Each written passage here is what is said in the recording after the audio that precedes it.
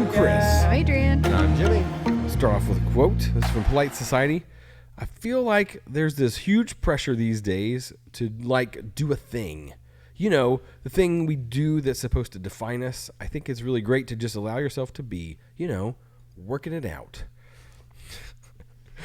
All right. I feel inspired. We will talk about Polite Society a little bit later today. But yeah, I like that because it's, we've talked about social media stuff on here and how there is kind of a pressure to do, have that one thing that you're good at. And so if you're going to make a YouTube channel, what would you make it on? And there's kind of this ideal that we put on people, this pressure to if you are good at something, you have to share it with the world in some crazy way. Yeah.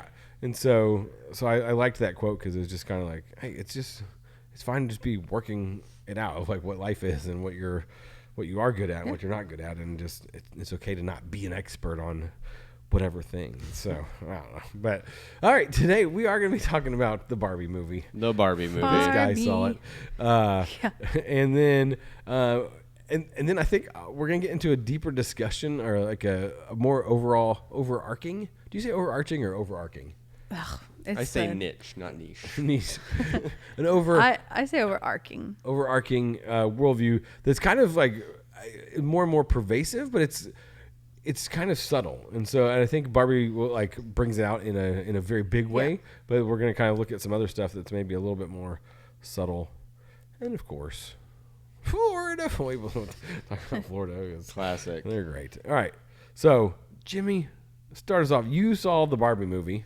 I had a gift card, so me and my wife, we like going to the movies, and the Barbie movie happened to be in theaters, so we saw the Barbie movie. All right. Yes, good. First impressions. So going into it, we were going into it blind, so we didn't have any expectations. How'd you watch it? Anyway. Sorry. Okay. Yeah. So, but I will say that the marketing for the movie and all the hype around it was very good. So yes, it was definitely of a very cultural thing where everyone knew this was happening then. And we went and watched it, and it wasn't one of my favorite movies. The set design and everything like that, it was super visually appealing. Yeah. But we'll jump into the worldview of it. It was not my favorite movie. So it is interesting. Because you're a boy. Because I'm a boy. I didn't like it. Jimmy, you're part of the problem. No, so why didn't you like?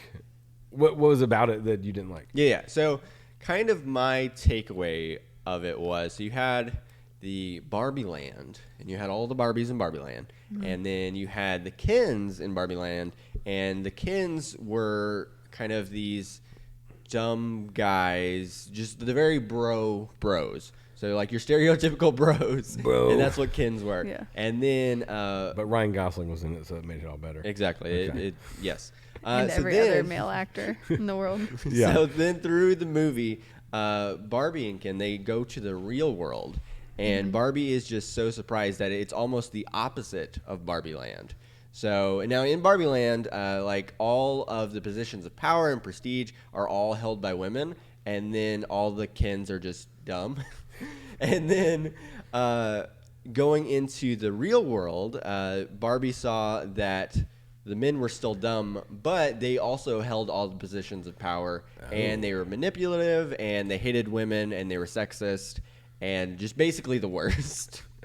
So it was not an accurate portrayal of I know some men, and most of the men in that I know a man or two. Most of the men in that movie, I'm I have never met a man like that. Okay. So, but then doesn't Ken take that mindset back to Barbie Land? Yes, so that's what happens. Corrupts Barbie Land. So Ken goes back to Barbie Land, and he's like, you know what, male power, I'm all for it. Let's take over Barbie Land. So then all the Kens are in power, and they make Barbie Land very bro-like. So he takes the vision of what Barbie sees the real world as, and then he implements that in Barbie Land, and that's kind of the big problem of the movie. Okay. So I talked to my friend Corbin, shout out to Corbin, and he said there were good points that it brought up, but then it almost undermined those points with other things because it ends with how with the Ken stuff. It's hey, well, you can be you, right? But then But the whole movie, they've portrayed men as like either stupid or like sexist, or like, Yeah. And so it's Or like, both. well, you can be you, but there was no good representation of what Yeah. that's supposed to look like, and so Hold on. Oh boy. I haven't seen it, but I've heard that Alan is actually I don't know Alan. the Alan. is like the good representation. Who was Alan? What is his actor's name? What's the guy? He looks familiar. I'm just terrible with actor names. Isn't he the oh my goodness. Let us know in the comments. Yeah, This is gonna be bad. Who plays Alan? Who plays Alan? Okay, so you're saying that so the Kins were the bad version of men, and then Alan was what men should be. Yes. And what was Alan? Well, I guess you didn't actually see the movie. I didn't see the movie. Sorry, I forgot that you All right. didn't see So- the movie. Yeah, who's the actor? Michael We're Cera. Oh yeah. Okay, It's I wouldn't have known who that is by the name, but he did look familiar. He's in Juno. Yeah, so he Yeah, was Juno. in the movie. From what I remember, he was, although he still, from my eyes, was more of like the women's sidekick.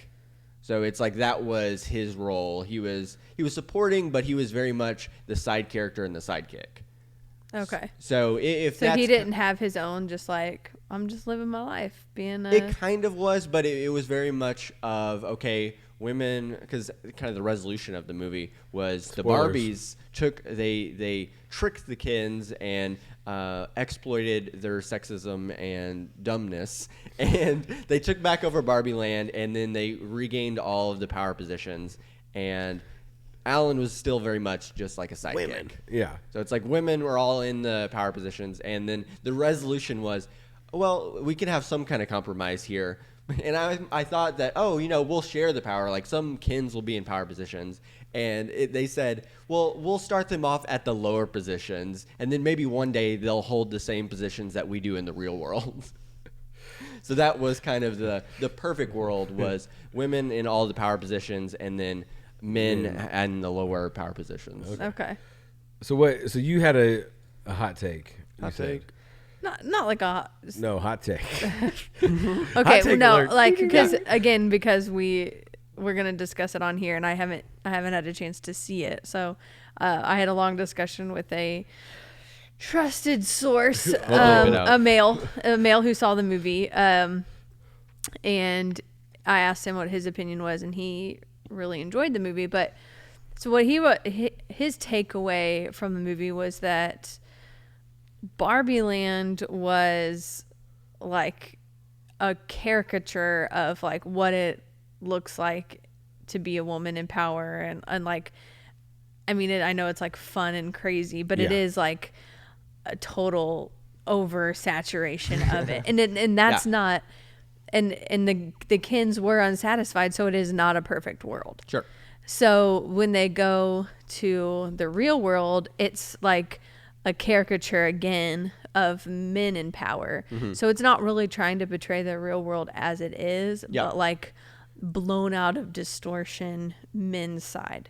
So then it's like trying to find this balance, and they don't really necessarily achieve that. Yeah. But it's just supposed to be like a commentary on, okay, what do we do, and our actions and the way we phrase things and stuff. Because I mean, even your conclusion sounds Yeah. like that really did happen. It's like, okay, women will listen to you now, but you're going to be our secretaries, you Yeah. know, and Yeah. you can maybe eventually work your way up into power. And so it just seems like our past is happening, but in the opposite way in Barbie Land. And neither way is the correct way. Yeah.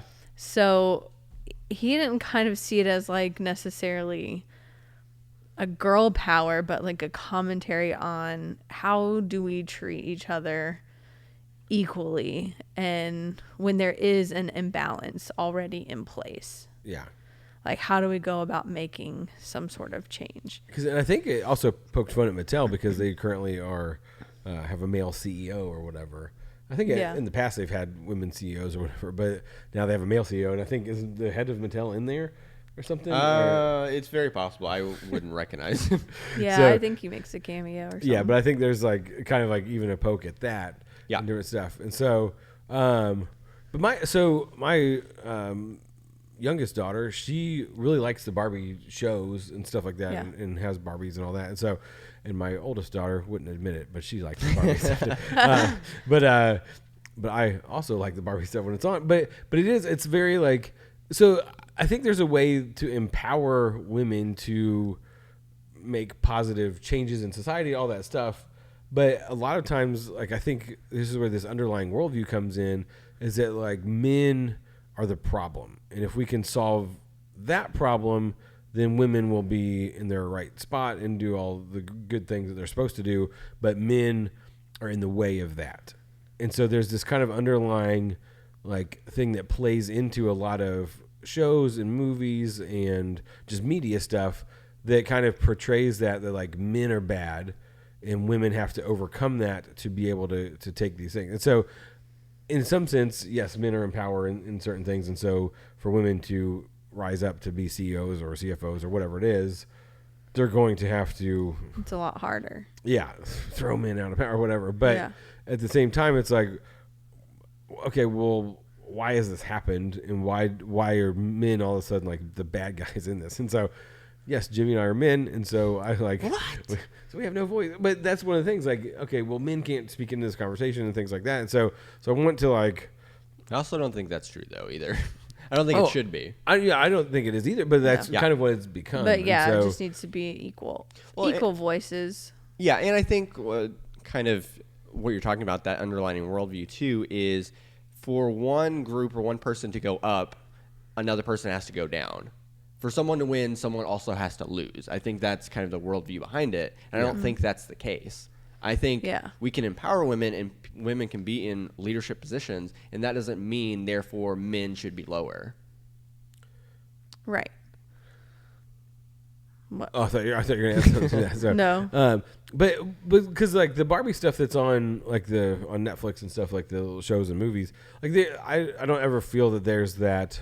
This is like the cartoon stuff for kids, not the Barbie movie that just came out. But it's very much like, hey, Barbie's a nice person. Like she's I think a high schooler, and then she has 3 sisters, and so it's just kind of about their life and how they do things and all that stuff. But there is one point, because she is kind of like this perfect person almost. Yeah.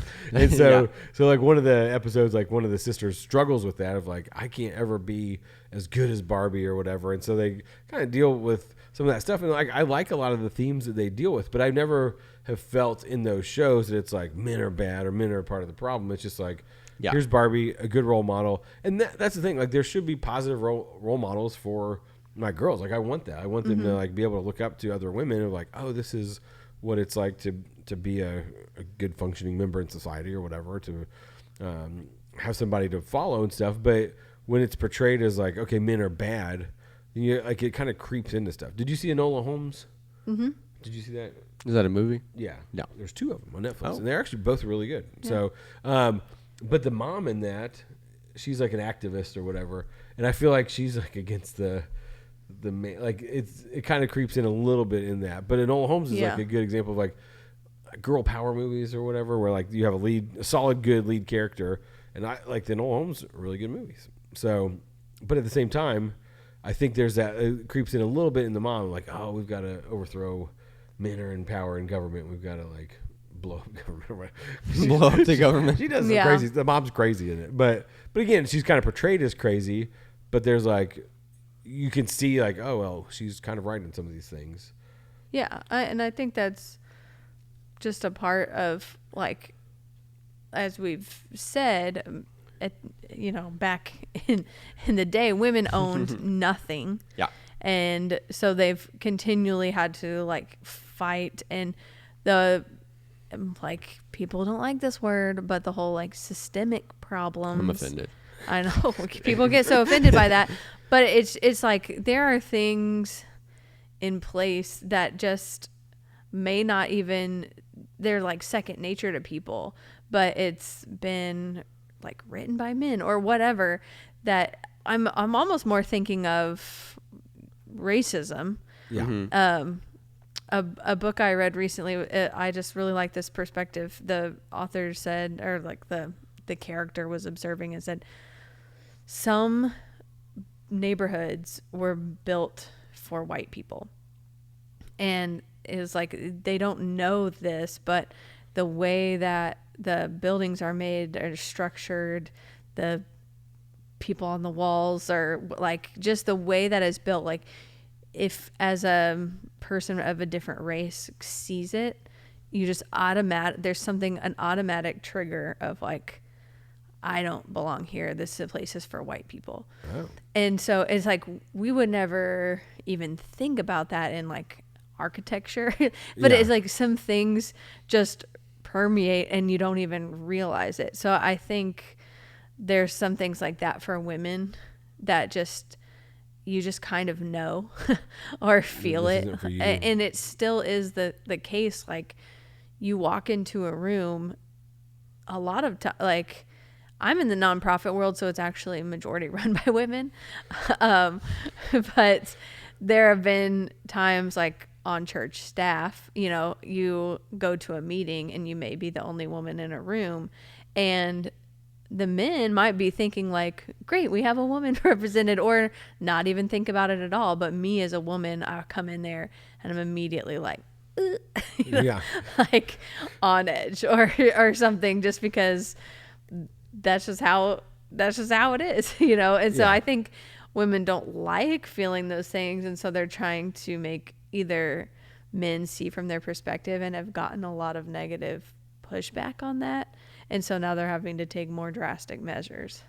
Oh, drastic measures. Well, so the systemic stuff, so the movie Polite Society, it's on Peacock streaming. You need to screen it before you show it to your kids. Screen it before you screen it. It is PG-13, but it's... and the quote from the beginning, I mean, they do use like, and like it, the dialogue is very, Chris-like. Yeah. It's very, I mean, it feels very real because it's these teenage girls. Yeah. So there's these, this high school girl and her college age sister, and the college age sister has dropped out of college, cause she was going to art school and like just wasn't doing well or whatever.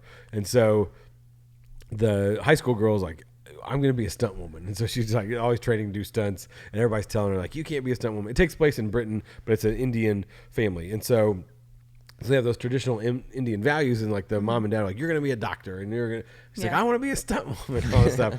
But then, so her and her older sister like go to this party, and there's like, it's this very fancy Indian woman and her son, and the son like kind of falls for the girl. And so like it's them dating and stuff, but the high school sister's like, no, he's bad. And so they're like, her and her friends are trying to find these nefarious things that are going on and all this stuff, and so it's very funny, but it's inappropriate at points. There are butts in it, so just know that. It's PG-13 butts. But man, so they're talking about like women's roles, and so one of the quotes says, I mean, what is it with men? Am I right? I'm no expert, but they just seem to destroy things. The economy, the ozone, the rainforest. I don't know. It's like the whole universe revolves around them, bending to their will. Maybe it's time the universe bends to someone else. And so, because the whole movie is about like, hey, I can be a stunt woman, and they're like, she looks up to this other stunt woman that's in movies and things like that. And so it's like, okay, there's positive role models, and like this girl, like it's her kind of coming of age story of her figuring out how to be in her society and all this stuff. And then there's those systemic things of like, oh, you go marry this rich man and all this stuff that she's trying to kind of fight against. But then this quote appears, and it's like, okay, that didn't even need to be in there. Like, that's the thing. It's like, oh, it's men are the problem. And it's like, and that was like the only line in there. And then it's like, okay, but again, it's that underlying thing of like, okay, men have messed all this up. And so if women were in power, they would do a better job. And they would not, because we're all sinners. But it's like how my reaction is like, how would you know? Because none of us have ever tried. Oh. Like, well, that's true. It just what seems have you done like for the rainforest lately, Adrian? I'm not saying I'm kidding. What? Not you. What? No, like that's the thing is, well, I just went to the GLS and Condoleezza Global Leadership Summit. Global Leadership Summit. Condoleezza Rice. Yeah, she did an interview, and first of all, she's awesome, but she is. She's like, she was Secretary of State, and it's like, she was celebrated for being the second woman and as Secretary of State, and then the first Black woman, and that's kind of what it feels like. It's like, if women are in power a lot now, like CEOs of companies doing amazing, great things, but for like big stuff like running countries or being in these really high positions of power where it's like world change, it seems like it is men, and to be a woman to achieve that is like a huge deal. Right. And it's, 2023 and she's the second woman, and it just seems like there's still something there. Yeah. That it's just way easier for a male to make it in that world. Here's where I want to step on some toes. Ooh. So, Fine. But do qualifications matter? Because our vice president right now, the first African American woman, first woman vice president. Yeah. But like, and Joe Biden was like, "Hey, I'm going to put a woman into this position." And so it's like, okay, so men are out. Like no, men, I think that gets tricky. Yeah. So because Jordan Peterson, I don't know, people JP think different things of him, but he was talking about like an engineering firm, and he's like, yeah, they're going to hire half women, half men. And he's like, but the women are going to be less than the men. And he said the reason is because the engineering field is predominantly male. And so he's like, if you have this pool of engineers, like 50 engineers or whatever, and you're hiring 25 men, he's like, well, you're going to take the top 25 or whatever. Like they're all going to be good because there's a bigger field for that. He's like, but if you take the top 50 women engineers, and he's like, you're getting less and less because there's a smaller pool to pull from. And so like the bottom ones aren't going to be as good as the guys that you're going to hire because they're just not, there's more guys to pull from, so you're going to get rid of the ones that aren't good. And so I never thought of it in that perspective. And so yes, I think qualifications, and this goes back to all the different, like, oh, do we hire, like, we have to hire this many people of this race or this many people of this gender, like all this stuff. And you're like, we just need the best people to do the best jobs. And so, and I mean, they're getting into that with the acting stuff. It's like, oh, James Franco can't play a Cuban guy because they have to hire a Cuban actor to do that, or whatever role. Well, that makes sense. Yeah, but if he's a better actor and would play that role better, then. But how can a white person play a Cuban better than a Cuban person? Watch the movie. Yeah, I mean, Daniel Day-Lewis played Abraham Lincoln better than Abraham Lincoln played himself. So. Daniel Day-Lewis still alive. Yeah. So. But I mean, that is an interesting take. So it's like, okay, when you were thinking about kind of these world moving positions and stuff like that, how many men are going after that kind of position? Yeah, that's what I'm saying. Is like, is there, who's going after that? But that's where I think it's just not like an overnight solvable problem, because there are, again, like systems in place that have made it a male dominated position. And so now that women are allowed to hold those positions, then a few women are starting to trickle in. It's not like a rush of, half and half. But so like, that's what I'm saying is like, there are these systems in place that aren't going to be solved overnight. So it's like, how do we continually work towards that, or is it just going to take a really long time? So, I mean, I don't know anything about politics or the government. I know, like I feel like I have no right to be talking about any of this. That's the thing, though. So, but libertarian. From my experience, it's like, so you're talking about there are certain systems in place that it makes it much harder for a woman to start from where they are and then get to that position. So, what are those? What's an example of something that would make it harder for a woman to get to that position? What do you mean? Like you said, there are systems in place that make it harder for women to. I'm just saying, like in the past, in history, it's just been a male. Like you said, engineering or whatever is a male-dominated field. So. But does that mean that it would be harder for a woman to get into the engineering field because it's male-dominated? Maybe. I mean, it could. I don't know. I don't know anything about engineering. But that's the thing. Yeah, I was like, I might not even think that that's a possibility, or.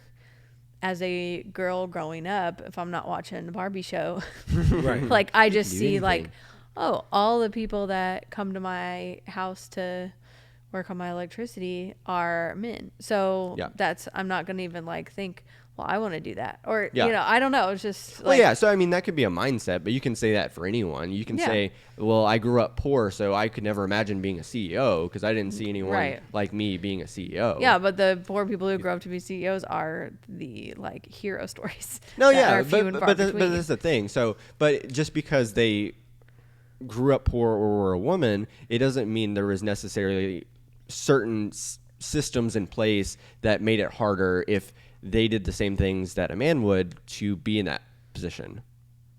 Or maybe there are. I mean, I don't know. Like I said, Well, I would say I don't know like specifically, but I mean, as somebody growing up poor, there are definitely systems in place to make them not be CEOs. no. So it would be So- harder to do that as a poor person, like you not having the resources to go to a certain school or have certain opportunities. Yeah. But I just don't know any specific examples of because you're a woman, it's harder to get into a specific field or into power and something like that. I'm glad you brought this up. Oh. I was almost like church world. Yeah. Okay. It What were you is. Where saying? you work, Jimmy? What were you saying? Yeah. So I listened to the Carrie Newhoff Leadership podcast, which you should as well. Listen to this one first, and then that one. And then you can watch after. It Yeah. was I don't even know the lady's name, but she was a See, goodness.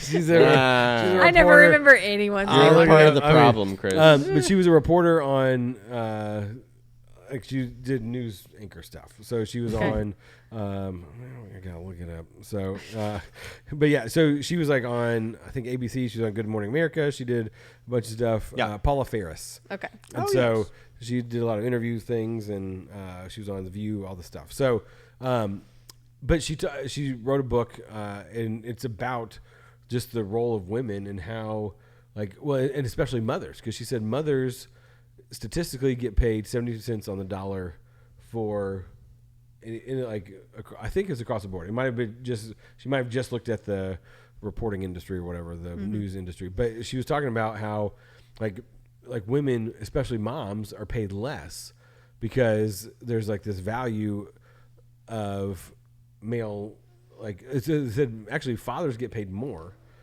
than single men, than women, all this stuff. But women like that are moms get paid less, 70 cents on the dollar for same jobs. And so she was talking about why that was and why that was kind of built into our society. And so so if you get paid less for a job, then there is stuff against you, especially if you're a mom. And so so she her book is called Don't Carry It Alone, I think. And so but it's talking about how like we as a society have failed moms and how other societies like maternity leave, paternity leave, like all this stuff that happens like to support families. And so America has had this breakdown of the family, and a big part of it is the workforce. And so like men, and she kind of traces it back to different things. It's a really good listen. So, but she talks about how like our idea of the family is the woman stays home, takes care of the kids, does the cooking, cleaning, all that stuff, and the man goes off and gets money and then comes home to provide for his family. And so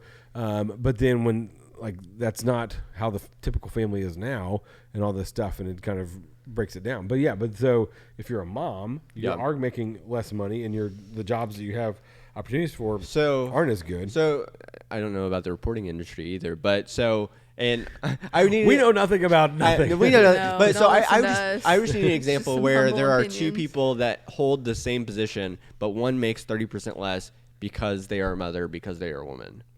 Yeah. Are there situations like that? Are there examples of that you can tell me? Me.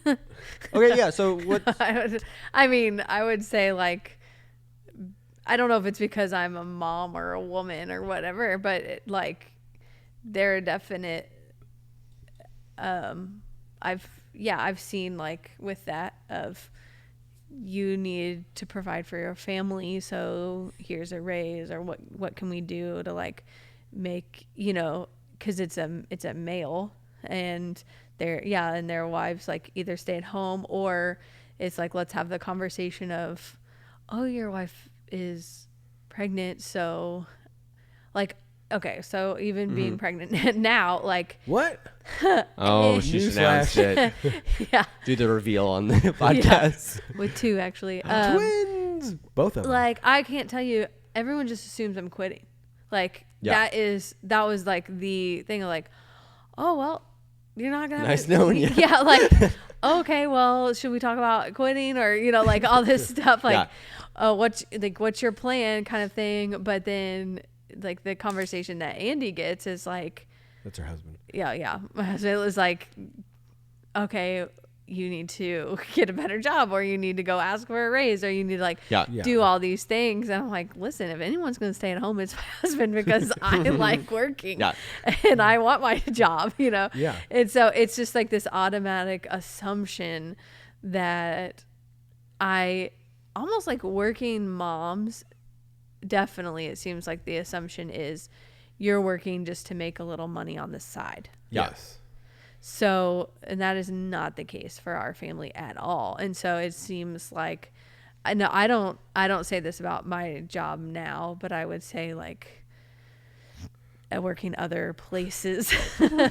Yes. I was not making very much at all. And it never was even a conversation. Whereas my job now, I would say like having someone who is very more equality minded, I guess, has walked through this with me in a great way.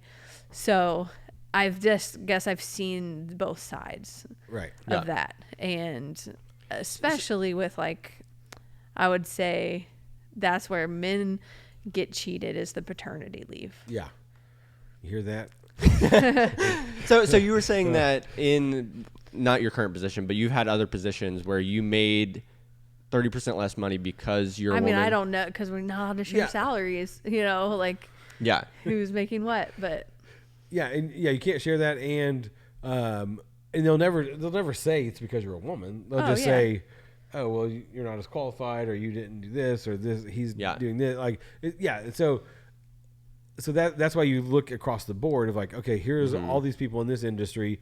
Here's the salaries of men. Here's the salaries of women. There's something different about these women. Oh, these women are mothers. Okay, is that true in this industry? And so I think she did research Where they're doing the same position, but one person, same qualification, same job, but one person is making 30% less because they're a mother. if you look at any actor and actress's statistics of what they make on a movie versus what the male makes, Which movies make more money astronomical. though? right. What do you mean? So that Like if No, I mean like if like in I think there was a thing with Marvel of like Scarlett Johansson's salary versus like all the other guys. Yeah. So if Tony Stark made a movie by himself, how much money would that bring in versus if Scarlett Johansson made a Black movie by Widow herself? movie. Well, it's because she's a woman that is making less. Or is it because the What? movie's less appealing? Is it the movie? That's what I mean. Like, like the that- movie is because less appealing, but why? But we were talking. Because she's a woman superhero, But we were not talk- because she's a male superhero. We were talking about the NBA versus the WNBA. Yeah, see, nobody wants. No one watches No the one wants W- to watch women play basketball. Exactly. Everyone So wants if to you would just watch men. women play basketball, they would make more money. Do you know what Shaq's solution to that was? And I thought it was What? great. He said, lower the goal just a little bit so women can dunk. He's like, that's the one thing missing from That would be more women's entertaining. basketball. Well, is there the we dunk. go. I was But like, that's the thing. Listen to Shaq. From a very capitalistic standpoint, if a basketball team is bringing in $20 million a year compared to $250,000 a year, we have a whole lot more money to pay our players. Yeah, that's what I'm saying. Is like it's just a systemic problem of like you can't solve that overnight because people aren't just going to automatically be like, yeah, women's are just as fun as men, so we're gonna all watch it equally. But is the problem that it's because they're women or they're not as entertaining? Like you just said women are not as entertaining. No, I- what is the problem? do you think WNBA is as I entertaining think as the the problem NBA? is like it used to be a male dominated sport entirely, and now it's like women are working their way up the ladder just like any other position. Hey, of, like, if people would put their money where their mouth is and buy tickets to the WNBA, and it's like, Right. oh, I think this is worth this much value, and I will pay my money to Right. say that's true, then they should be paid more because they are more valuable. right. Yeah, I mean, I agree, but it's like those are the old systems in place, or like not necessarily even systems, but just how things were. But Yeah. that doesn't necessarily apply in a job Yeah. because But if if one specific, if a male is more valuable to the company than a woman, makes them more money, then then they should hire get, the male in that position, not the woman. yeah, exactly, and they should make more. If you make more money for the company, you should get paid for that. Yeah, but if you're hiring for a CEO, Yeah. Let's fight. well, you can't just say like, well, this man would have been more valuable in your position, but we're hiring you because you're a woman. So Well, you're and that's why getting you paid look at less. qualifications, you look at track record, you can try them out, see how they're working. But if it's across everything, then doesn't that show like that there's some sort of bias? Not not necessarily. Does you're it just mean saying like, okay, since it's like our society in general pays women 30% less, that means women across the board are 30% less valuable. no? Mothers. No, mother. Jimmy hates mothers. I hate Yeah. mothers, including mine. Just kidding. No, so it's like all men's sports, they make more money than all women's sports. But Yeah. is that because men are the problem and they like? No, I'm not saying men are the problem at all. I'm Ah, just, you said it. No, I'm just kidding. Yeah. no, I'm just saying like there's a reason why people like men's sports more. Yeah. Like, what is that reason? Yeah. So taking Fights. gender out of it, Yeah. I would say kind of my principles of the value that the person creates for the company or the sports team or whatever should be in proportion to what they get paid. And I think that should be true. Now, Yeah. you're saying that there are situations where that's not the case, and I think if that's not the case, then that is wrong.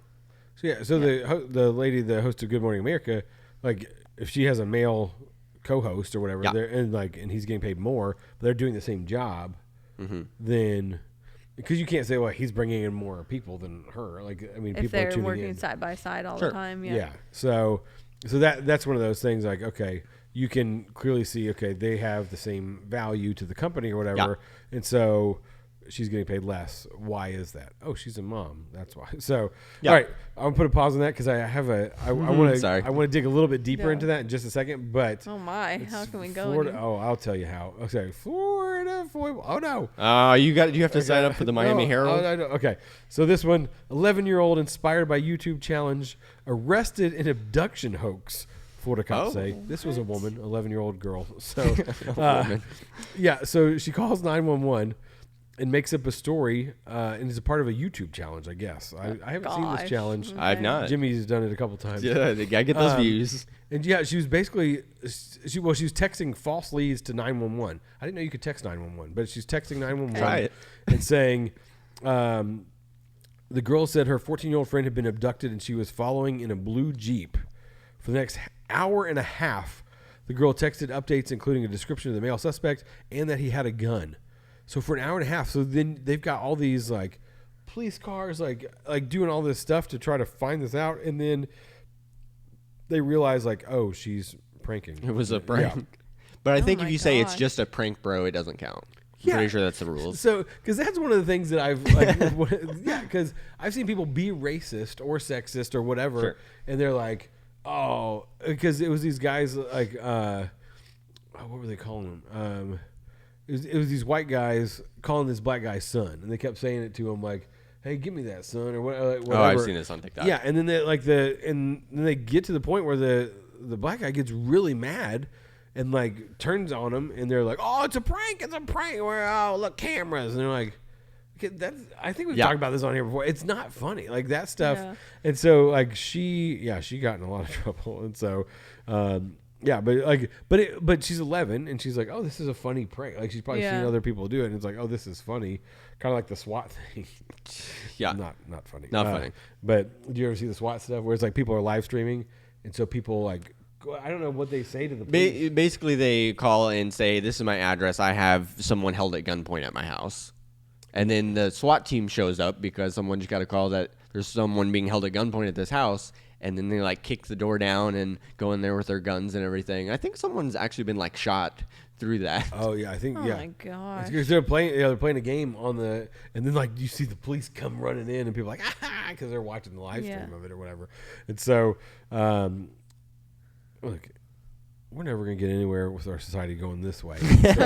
So the women thing, no. But okay, so It's just a prank. I want to take this back to Genesis Back to reality. chapter 3 with the fall of man. Bring And it full so, circle.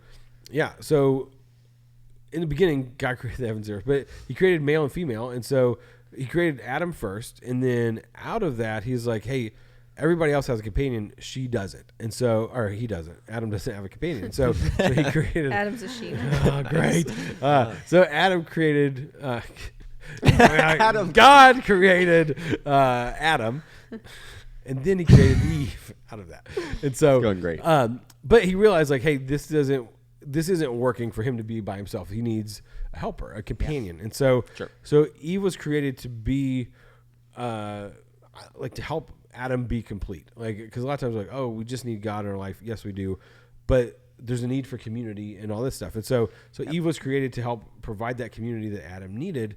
And then it was in perfection, and there was this balance of power and of, hey, we're helping each other out. But then the fall happens, and this is the curse that was put upon the woman. Well, I'll intensify your labor pains. You will bear children with painful effort, and then your desire will be for your husband, yet he will rule over you. And so you have this power shift here, because it becomes the man wanting to rule over the woman, and like, you are my servant now, and the woman's like, no, I'm more important. I need power.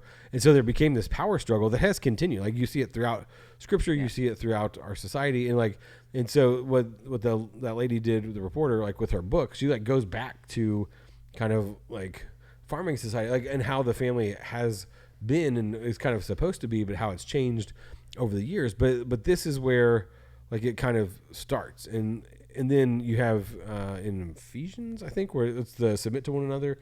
Yeah. And it says, wives, submit to your husbands, and then men take that out of context. And in the podcast, the lady talks about it, she's like, Christians have weaponized kind of the Bible to make it misogynistic and all that stuff. And Carrie did a follow-up question, like, wait, do you think that? She's like, no, it's not that. Like, you look how Jesus treated women and all that stuff. He's like, very much the Bible does not say that, but men have taken this and kind of changed it. And so a couple weeks ago, our pastor did a sermon, and he quoted this book, Nancy Pearcey, I think. And it's about like women's roles and all that stuff. But one of the things it talked about with men was that, actually, I think it's about fatherhood. So maybe it's not about women's role. But in it, she talks about how if you are like a committed follower of Jesus, like, they have the best marriages and best family and stuff like that. But then they said, if you are a nominal Christian, like a Christian by name only, like you're not really a Christian, but you go to church like 2 or 3 times or a month or twice a month or once a month or whatever, and you kind of say, like, yeah, I believe this or whatever. They said that is the statistics of abuse, the statistics of like divorce, all that stuff is worse than any other demographic. And you're like, what? It's because they take those scriptures and twist them to make it say something that it's not. And so that submit to your husbands, it goes on to say, men, treat your wives like Christ loved the church and gave himself up for her. And so when there's this Christ-centeredness in the relationship, it's, okay, how can I help you be the best version of what God has created you to be? And so if I'm looking out that for you, and you're also looking out that for me, then there's this growth that happens.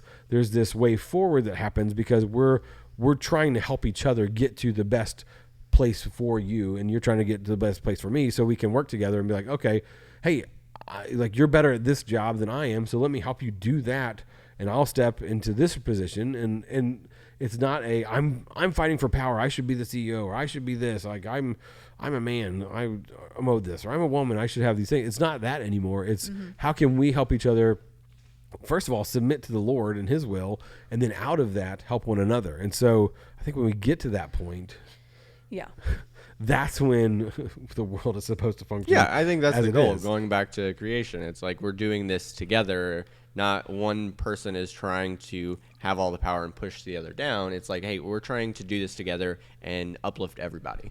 Yeah. Yeah, it goes back to we talk about this all the time, is like the call to die to yourself daily. Yeah. And that applies to how you treat others as well.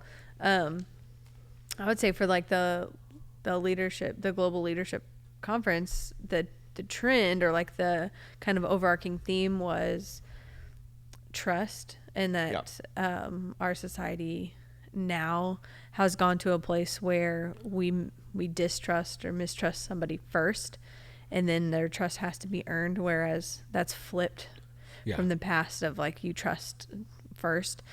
So you have to prove that you're trustworthy. And so a lot of that has to do with like empathy and listening to each other's stories and getting to know somebody on a really personal level so that you care about them more than you care about results necessarily. Yeah. Because caring about someone will drive results and things. But the husbands or the wives submit to your husbands, but then it goes on to say husbands, you know, lay down, basically be Jesus, or, you know, treat her as the bride. And what is that? You die.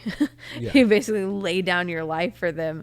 So it's more of a cyclical thing, or like I'm going to submit to that, but with the idea that you're going to die for me, basically, and have my best interest. And so we have each other's best interest at heart. So it isn't about what we're accomplishing. It's more about like what our relationship is. Yeah. And that's when you get to the point of like, I have to give up my own will and all that stuff. But at the same time, like, you're also helping me to accomplish those things. Like we complement one another, and that's what a marriage is supposed to look like. And it's supposed to model Christ's relationship to the church. And so we need to do better at that as followers of Jesus. And so, man, great discussion. And you brought up the trust thing of why we don't trust.